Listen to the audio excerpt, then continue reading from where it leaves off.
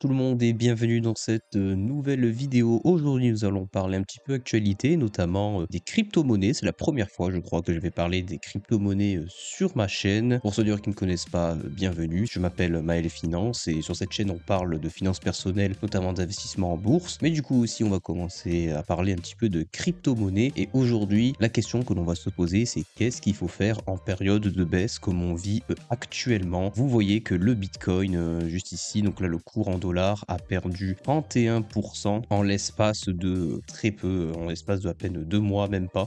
Une très très grosse baisse ici sur le Bitcoin et plus en général sur le marché des crypto-monnaies, ce qui pousse d'ailleurs des gens à avoir des réactions totalement disproportionnées, comme on le voit ici sur ce tweet, avec voilà carrément, voilà vous voyez les termes, hein, et carrément je n'en peux plus avec ce scam, avec cette arnaque. Je pense sincèrement que ce genre de réaction, si vous êtes mené à avoir ce genre de réaction, n'investissez pas tout simplement en crypto-monnaie. Il faut vraiment comprendre que la crypto-monnaie, et même l'investissement en général, mais surtout sur les cryptos, c'est un investissement qui est volatile. C'est un investissement qui n'est pas mature. Et on le voit en fait quand on regarde l'historique tout simplement du Bitcoin, hein. Je prends Bitcoin parce que c'est la référence niveau crypto-monnaie, c'est la plus grosse, c'est celle où il y a le plus gros volume. On voit hein, typiquement que c'est quelque chose de très volatile. On voit ici qu'en 2017, c'est là où ça avait explosé. Ensuite, ça a pas mal stagné, mais après le Covid, en 2021, ça a explosé. En 2022, ça a re-explosé, ça a rebaissé pour qu'en 2024, ça re-explose. Ça stagne. En fin 2024, ça re-explose, ça rebaisse. Et là, on a eu une belle explosion, mais qui vient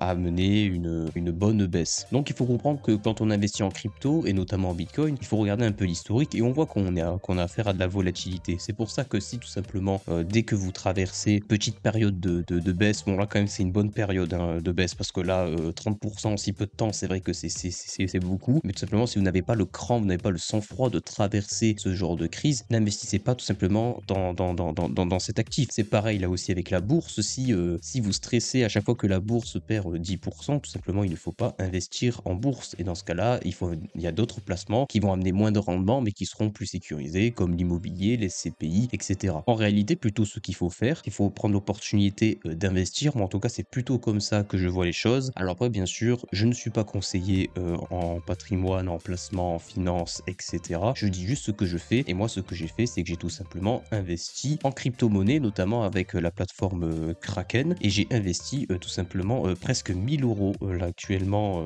sur les marchés crypto. Tout simplement parce qu'il fallait que je m'y place. Et je me suis dit que lorsque le Bitcoin notamment descendrait en dessous des 100 000 dollars, je rentrerai sur le marché crypto-monnaie. Et c'est ce que j'ai fait. Lorsque le Bitcoin est descendu tout simplement à 95 000 dollars, j'en ai acheté 500 euros. Donc là, comme on le voit ici sur cette ligne, j'ai notamment acheté de l'Ether, donc de l'Ethereum. J'en ai acheté pour 200 euros. Là aussi pour un prix à 3000, mais au final, ça a encore baissé. Mais c'est pas grave, c'est le jeu. Hein. C'est vrai que j'aurais pu acheter, si j'avais attendu encore quelques jours, j'aurais pu acheter plus bas, mais c'est pas grave. Et notamment, cet Ethereum, je l'ai mis en stack, donc je l'ai stacké, ce qui permet d'avoir du rendement sur ces crypto-monnaies, donc ça c'est plutôt pas mal. Et notamment, ce que j'ai fait, c'est que j'ai tout simplement un ordre ici limite qui dit que lorsque le Bitcoin passera en dessous des 70 000 euros, enfin passera si jamais ça arrive, tout simplement ça m'achète 200 euros de Bitcoin dès que le cours passe en dessous des 70 000 euros. Selon moi, je préfère avoir une approche plutôt orientée sur une stratégie comme celle-ci, où je me dis qu'en période de baisse, je vais acheter tout simplement à la baisse pour pouvoir notamment profiter de cette baisse et faire un petit peu les soldes. Et notamment quand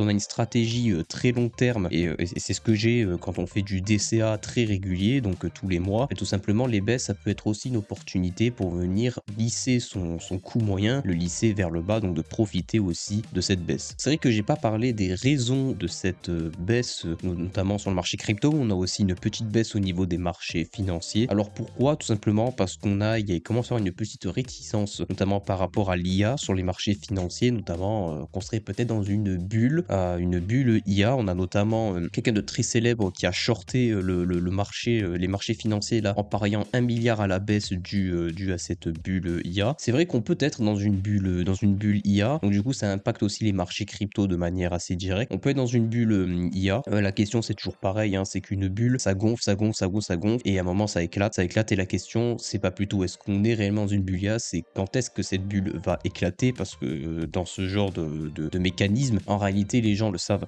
qu'on est potentiellement dans une bulle, mais eux ce qu'ils vont faire, c'est se dire je suis plus malin que tout le monde, ça grossit, je vais sortir juste avant que paf, ça éclate pour pouvoir évidemment faire un maximum d'argent. Mais en tout cas, je pense que ce genre de crise que l'on traverse, même si on traverserait une potentielle bulle et qu'on aurait une potentielle plus grosse baisse qu'actuellement, je pense pas que ça doit nous alerter, nous en tant qu'investisseurs, parce que nous sommes des investisseurs et nous ne sommes pas des traders. Ça, c'est vraiment important de le comprendre. C'est vrai que sur le marché crypto, on a beaucoup plus de gens qui vont faire du trading, hein. Notamment on le voit sur les plateformes comme Kraken Pro, vous voyez que ça s'appelle trader. Voilà, donc c'est littéralement comme ça que le voit. On voit qu'il y a plein de choses, vous voyez que c'est plus complexe, on peut vraiment faire de l'analyse poussée, etc. sur les marchés. Vous avez plein de chiffres, vous voyez en temps réel les ordres, non seulement qui sont faits, les ordres de vente et les ordres d'achat. C'est pas sur ça qu'il faut se concentrer quand on est investisseur sur le long terme. Nous, ce qui compte, c'est ça. Ce qui compte, c'est au final, c'est voir que ça monte. Alors là, évidemment, on est sur de la crypto-monnaie, donc c'est assez volatile. Personnellement, c'est pas quelque chose sur lequel j'ai énormément de conviction, mais tout de même, c'est une technologie qui est très intéressante. C'est surtout la technologie de la blockchain qui, moi, personnellement, m'intéresse et c'est pour ça que je suis dessus. Mais je vais pas allouer plus, on va dire que je vais allouer entre 5 et 10% de mon patrimoine sur les crypto-monnaies et je ferai pas plus pour être d'ailleurs sur le coup et parce que c'est quand même une technologie qui est très intéressante et qui potentiellement dans le futur pourra être quelque chose d'absolument extraordinaire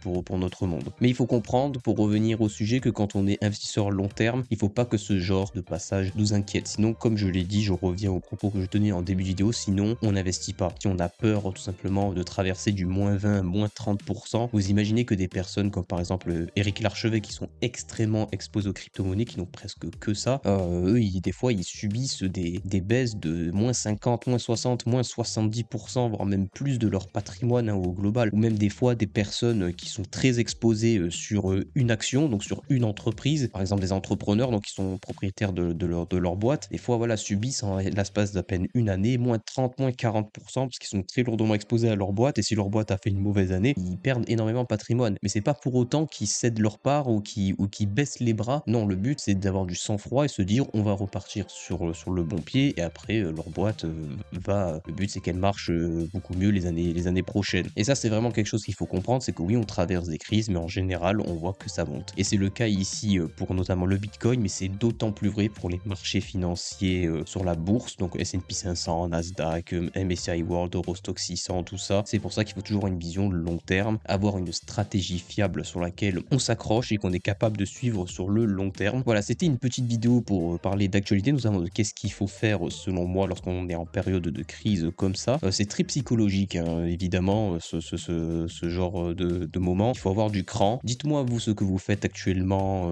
sur les marchés financiers, ce que vous investissez, ce que vous vendez. Dites-moi un petit peu ce que vous faites en commentaire. J'espère qu'en tout cas cette vidéo vous aura plu. Si c'est le cas, n'hésitez pas à lâcher le pouce bleu, à vous abonner pour ne louper aucune de mes vidéos. Je vous dis à très bientôt. Ciao ciao.